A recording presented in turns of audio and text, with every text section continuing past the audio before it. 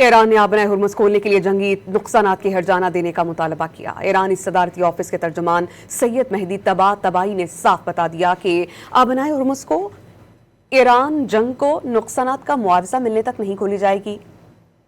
صدارتی آفس کے عہدیدار نے یہ تجویز بھی دی ہے کہ رقم ٹرانزٹ فیس کے نئے طریقہ کار کے تحت ادا کی جائے۔ صدر ڈونلڈ ٹرمپ کے سوشل میڈیا پیغام سے ان کی سراسر مایوسی اور غصہ چھلکتا ہے، جس میں انہوں نے نازیبا الفاظ کا استعمال کیا۔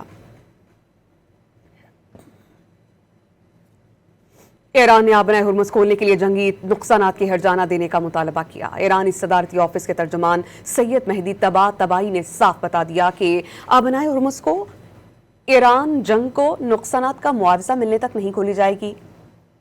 صدارتی آفس کے عہدیدار نے یہ تجویز بھی دی ہے کہ رقم ٹرانزٹ فیس کے نئے طریقہ کار کے تحت ادا کی جائے۔ صدر ڈونلڈ ٹرمپ کے سوشل میڈیا پیغام سے ان کی سراسر مایوسی اور غصہ چھلکتا ہے، جس میں انہوں نے نازیبا الفاظ کا استعمال کیا۔